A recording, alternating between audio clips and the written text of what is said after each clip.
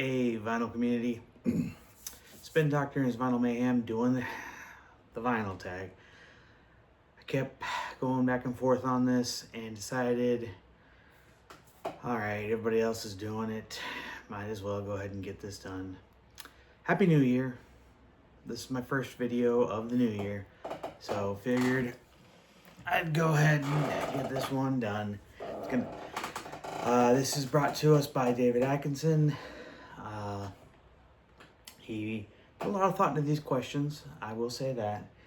I'm going to try to make this as short as possible, so I'm going to dive right into it and hope you enjoy.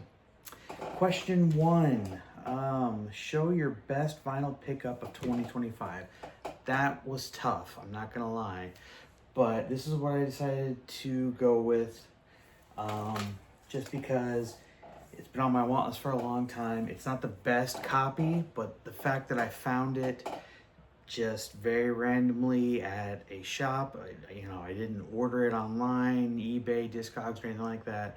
I found it out looking and digging when I was in Columbus, Ohio.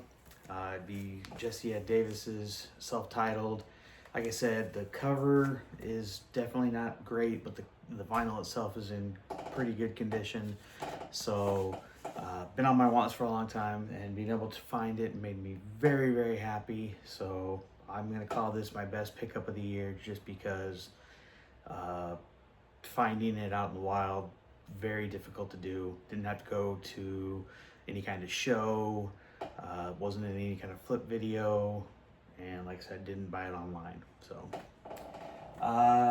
number 2, share your favorite live musical experience of 2025. I went to a lot of great shows this year, honestly.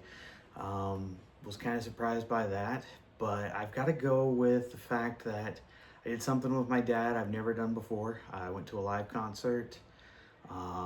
We went and saw Vince Gill in July of last year.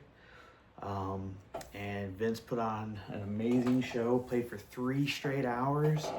And it was kind of special because, again, I've never been to a concert with my dad. My dad even said it had probably been 50 years since he had even been to a concert. So it was kind of a big deal for him.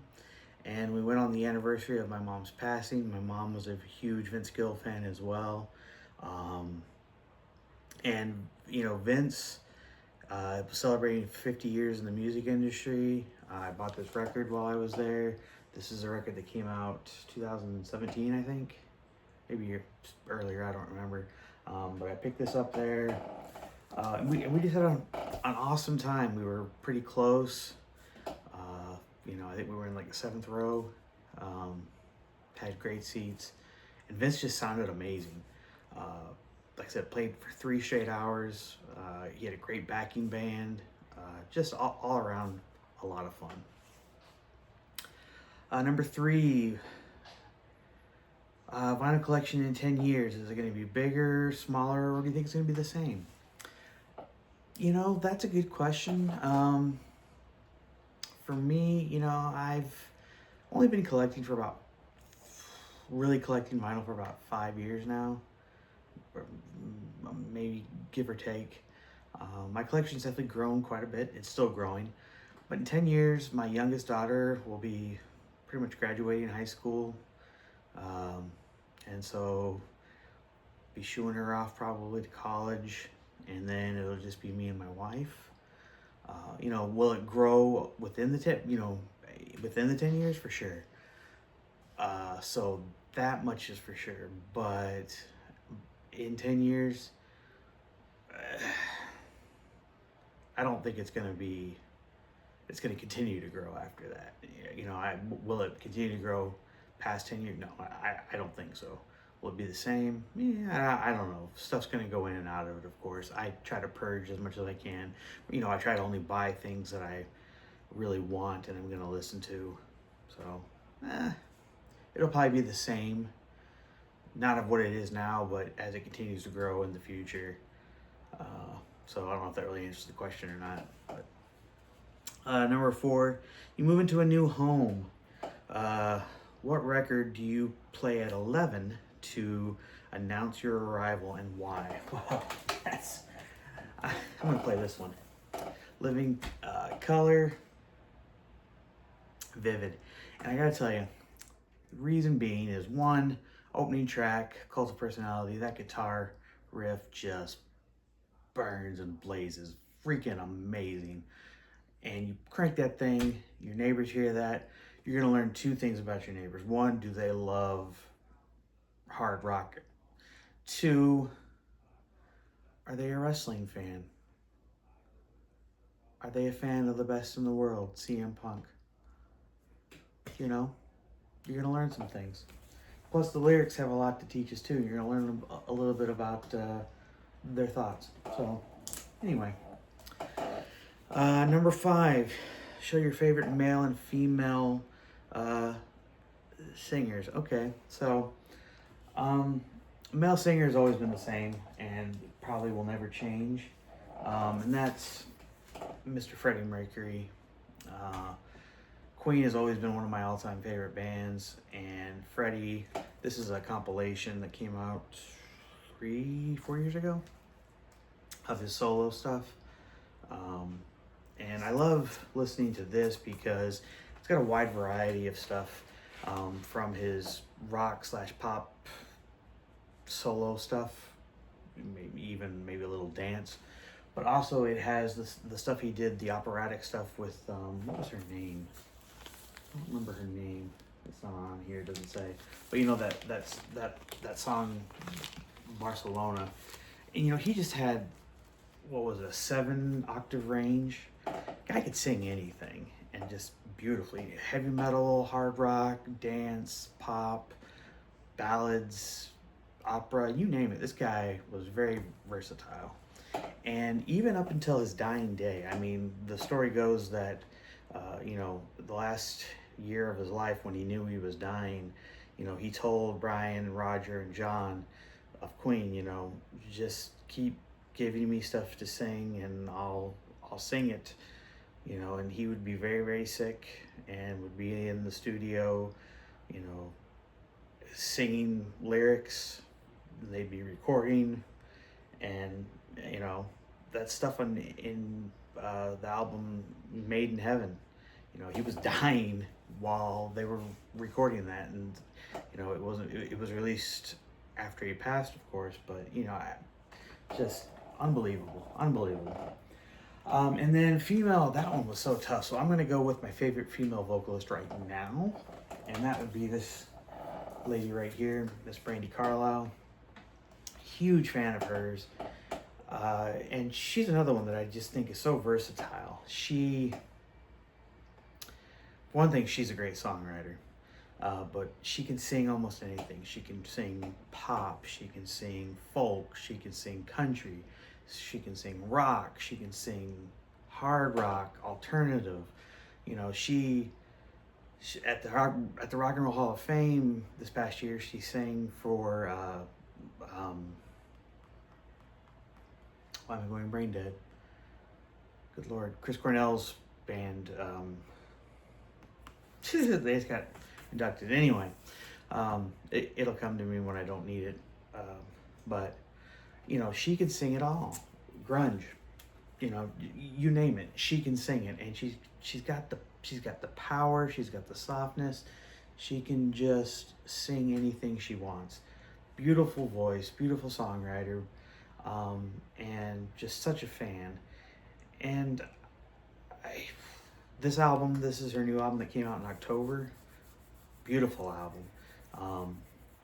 And she's not released an album that I didn't like. I wish they would re-release her first album because that is very hard to find. I think it goes, originals of it go for like close to $1,000. Don't want to pay that, so I need a reissue. Anyway, great.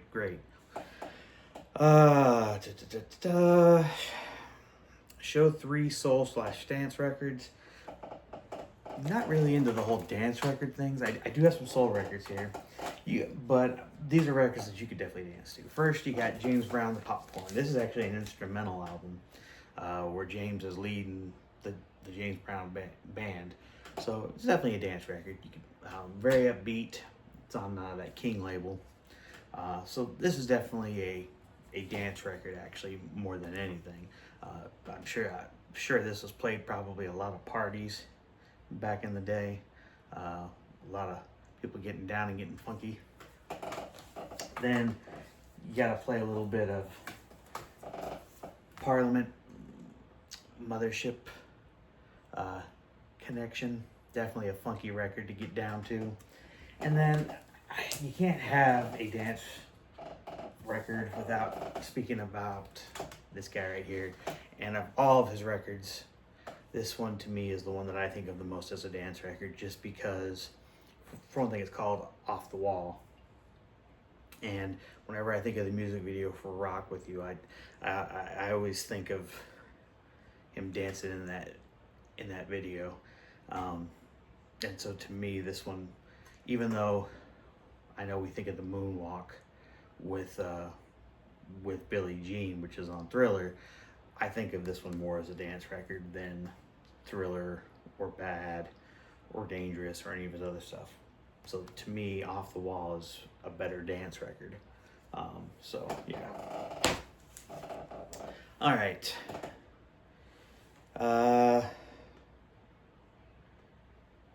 Great album with a stinker. So an album that's great with one song on it that is a little bit of a stinker. I think this is a great album, one of my favorite albums by this band, but there's one song on here that I could do without, and that is Van Halen's Self-Titled. Again, great album altogether, but normally when I listen to this album, I stop when I get to On Fire. The last track on side 2, I believe it is. No, it's not. I guess it is just whenever you're streaming it. That's weird.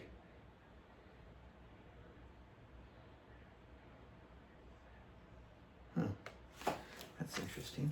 No, I'm not even seeing it. No, it is the last track. I'm sorry. Weird. But yeah, no, there's just something about David Lee Roth's vocals on that track that just, they screech way too much and I can't stand it. The guitar playing's great on it. And everything else is great on it, but just that one track, I can't stand it. Oh, just makes my ears just blah. But everything else on this, I mean, come on. Running with the Devil, Eruption, You Really Got Me, Jamie's Crying, Ice Cream Man, Little Dreamer. What else is on this? Going brain dead all of a sudden. Oh, Feel Your Love Tonight, Ain't Talking About Love. Come on. You know, Atomic Punk, not my favorite, but such a great album. But just On Fire, I can do without. All right, next we have one album from the last 6 decades. Now this one was a little tough, I'm not gonna lie, but let's go with the 60s first. We have, I gotta go with Johnny Cash, F. Folsom. You know, when I think of the 60s, there's so many great genres, so many great albums, but this album right here, so ahead of its time. Obviously, you know, when you think of Hello, I'm Johnny Cash, you know, comes from this. Columbia 2i, gotta love it. In the Shrink Wrap, gotta love it. But, you know, just the fact, played in front of inmates at a prison, just, come on, how cool is that? And then it's been done so many times thereafter. Just a great album, so cool. 70s, this one was so difficult. So many great albums that came out in the 70s. But when I think of just great albums, perfect albums, I gotta go with this. Boston, Self-Titled. Every song on here is a hit. It's a perfect album. I will say that till my dying days. Gotta love that with the shrink and the hype sticker there, by the way. But yeah, Boston's album, perfect album. 80s. Now this one, I was like, you know what? I'm gonna change it up a little bit. I went with a soundtrack because when I think of the 80s, I think of great music, but I think of great movies too. Now, granted, there's great movies in every decade, but 80s had a lot of great movies, and one of those movies, one of my all-time favorite movies, is Back to the Future. And the music is one of the things that also made that movie perfect. And by the way, perfect trilogies, yes. Best trilogy, yes. Soundtrack, astounding. Huey Lewis and the News, Power Love, hello. What else was on this? I mean, this thing's a great soundtrack. And when you think of a soundtrack of time, yes. This is in The Shrink too. How cool is that? But I mean, we got a cover of Johnny Be Good on here too, so that's pretty cool.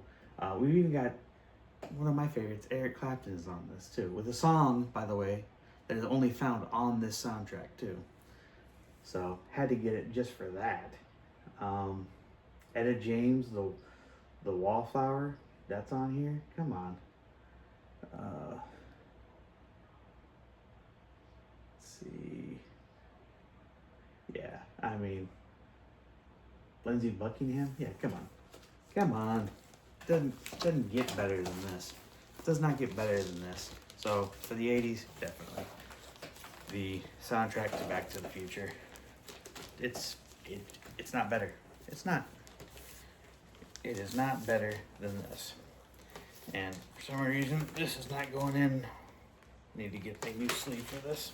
So we'll just put that back for right now. 90s. 90s, that's another tough one. But when I think of the 90s, this album comes to mind because this is another album where almost every track was a hit. Played on the radio still to this day. Weezer Blue Album, self-titled debut album, great album. So many great songs on this. Still listen to it today. So yeah. 2000s was a little more difficult, but I would have to say this is probably my favorite album from the 2000s if I had to pick. And this is Jack Johnson's On and On. This is his third album. I played this a lot in my car when I bought it on CD, on repeat, over and over again. Every track on here was just a banger to me. So yeah, love this. And then this album for the 2010s, to me, this is what gave me hope that country music was not dead. And that's Chris Stapleton's Traveler. Chris Stapleton, so good. Really, to me, made me realize that country music was still in a good place, or was going to be in a good place. And now we have so many other great country artists that have come around since this. And so good country music is still around. Next question. Spend the day with an artist. So if I could spend the day with one artist, it would have to be this guy, just because I think it would be really entertaining, and that would be Weird Al Yankovic. I just feel like he would have a lot to say. He would make things fun, and he's one of my all-time favorite artists. I've seen him twice live, and I just think it would be fun. And then the next part would says a must-ask question and why, or a must-ask question. Honestly, I guess the question would be why? Why? What made you decide to go this path? Even though I've seen, many documentaries on him and stuff, but what really pushed you to do this and to continue to do this? Obviously he's a different kind of person, but what really pushes you to continue to do it? And then also, I guess another part of that would be, and he's kind of explained it a little bit, but he doesn't need the permission of the artists to do the parodies, but he's always said that he wants to have their permission, and he's not released songs because of not having their permission, which I respect. So next, record with a track that brings a tear, or are you cold-hearted and all that stuff. So this one was hard for me. I'll say music definitely makes me emotional, memories and all that kind of stuff. Movies are probably more so, But this one I picked because it makes me think of my mom. My mom's been, is it 3 years this year, I guess? My mom was a musician. She sang, she played the piano, she played the guitar. Really helped influence me in my musical tastes. But this album here is Bette Midler's Some People's Lives. And the main track on here is From a Distance. And I remember being very young, and my mom had the sheet music to this and would play it on the piano and sing it. And so whenever I hear that song, I'm taken back to when I was just a little kid and listening to her sing that song, and it just brings a tear to my eye. What can I say? It makes me miss my mom. So anyway, 3 artists you've tried to love, but why bother? Is what I'm calling this one. So I don't really own records from artists that I don't like, so I don't really have anything to show. But I will say that there are artists that I've tried to like. Miles Davis is one. Jethro Tull is another. I've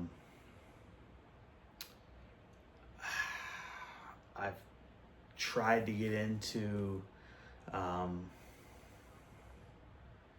I've tried to get into a lot of stuff, a lot more jazz. Which that question's coming up, but there's just, again, I don't buy albums from artists that I don't like. It's a waste of money. So, next question.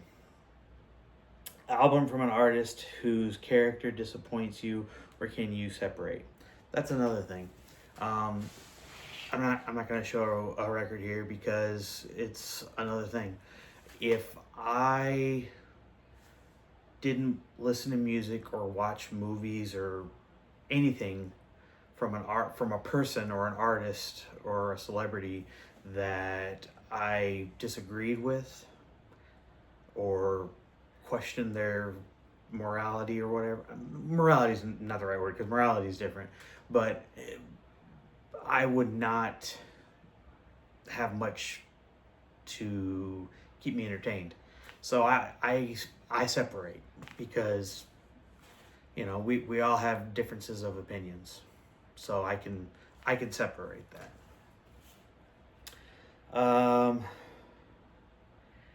Album from artists with, I already did that one. Next, sold everything, your record collection, your turntable, all that stuff, but you kept one album as a keepsake. Well, I kind of already explained this once before on a different video, but this record was given to me by my wife, who at the time was my girlfriend. She knew we were dating. She knew I was a huge Eric Clapton fan. She was working at a thrift shop, and then this was in the shop, and so she gave it to me as a gift. She knew who Eric Clapton was. She knew he was a guitar player for Cream. She didn't just know him for his hits from the 90s and all that stuff. She knew him as who he was, and I thought that was pretty cool. This record's not really worth any money. It's not even really that good, but because it was a gift from her when we were dating, I would keep it. This video's gone longer than I wanted. Sorry, guys. All right, VC highlight. So I would say my VC highlight this year would probably be Record Store Day in April. I had a lot of fun that day, or 2 days technically, because Chad Hovis and my buddy Brian Glick and I, we got together Friday morning at Lunchbox Records, camped out all day, had the tent, not really a tent, but the thing out, we got the TV out, the couch out, grilled. We were the talk of the area. We were a little bit of the talk of the VC for a little bit, for parts of the VC. And we just had a blast. We had a blast. People were coming up asking us, going like, man, you guys are doing this right. Oh, wow. I mean, we had people coming and watching TV with us, asking us all kinds of questions, asking if we were going to be back next year because they thought it was so cool. We had people lining up shortly after us because they realized, man, these guys are here early. We need to get in line. We were posting on Instagram, Facebook, all that kind of stuff. So, a lot of fun. Okay. Favorite biopic? There have been some decent ones. I would say my favorite would probably be Walk the Line. I remember going to see that with my mom and dad. My dad's a huge Johnny Cash fan, and we went and saw it in theaters. And I'm just being really impressed with it. I kind of feel like it kind of set a standard for a while for biopics. But I will say this: the George and Tammy miniseries on Showtime, that's really good. Definitely go see, definitely watch that if you haven't. 3 reasons why jazz matters. Look, all music matters really. Jazz, obviously, because jazz it's one of those things that it's kind of like blues in my opinion, where it's kind of like the foundation of most music. Jazz is kind of a foundational music. A lot of things come from jazz, so that's one reason. And I'm slowly still building my jazz likes. I love a lot of guitar based jazz like Kenny Burrell and Grant Green. I do like John Coltrane. Bill Evans I'm off and on with. So I mean it varies with my jazz. But I mean it definitely matters. So all right, you're on death row. You get one last. I don't know why this matters exactly, but you're a innocent man on death row. You get one last musical request. Now, I thought that was interesting. It doesn't say one last record to listen to. It says one last musical request. Well, my request would probably not to be to listen to a record, but it would be to go see a show.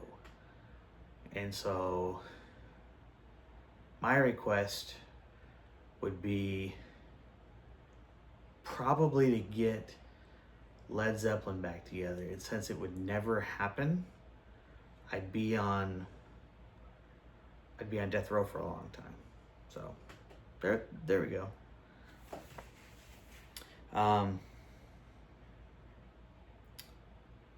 So there we go. Sell your favorite artist. So I'm not going to say my favorite artist because I feel like that would be too easy because, my favorite artist been sold many, many times. But I'm going to sell you an artist that I think needs to be more popular and sold and get more love. And that's the Struts. These guys have been around for 10 years and they need to be bigger than they are. When they tour here in the US, they don't play stadiums, they don't play big arenas, they play small places, and they need to be bigger. They've opened for Foo Fighters twice. They've opened for big bands, but they need to be bigger.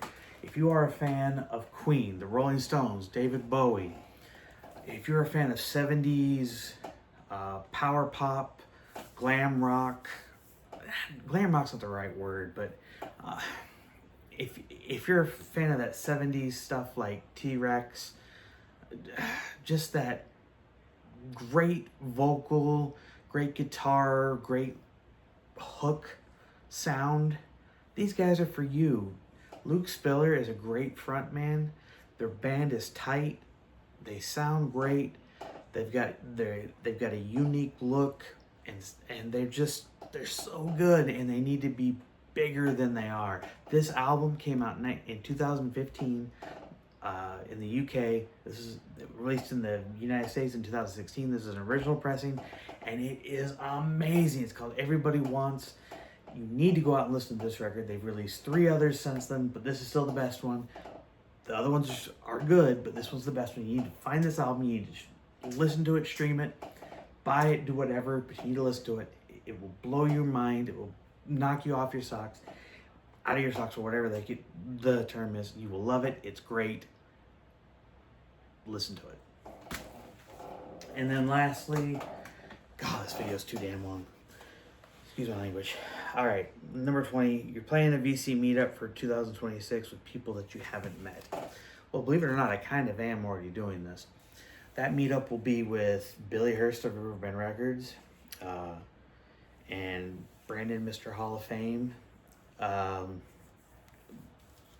Even though I've met him, Chance, concert buddy, will be there. My buddy Ryan Glick will be there, which of course I know. And anybody else from the VC that's out there that I can't think of off the top of my head.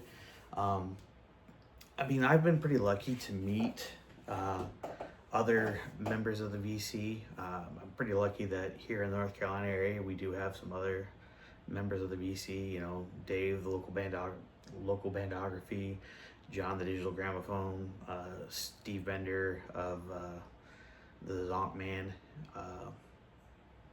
you know, and of course Dylan of Noble Records. You know, and then obviously, you know, Chance has been out here. Oh, and I can't forget Jeff Paris of Vinyl Record Info. But you know, I mean, Chance has been out here. Steve Carlson's been out here. So I mean, oh, and Art, the North Carolina vinyl picker, doesn't live too far away either. You know, so I mean, we're pretty lucky. But yeah, so hopefully this year I'll make it out to the St. Louis area and spend some time out there with those guys. Anyway, guys, this video went way too long. I'm sorry. Please like, subscribe, do all the good stuff. Leave me some comments. Let me know what you thought of the vinyl tag. I'm sorry it went so long, but peace and love. Bye.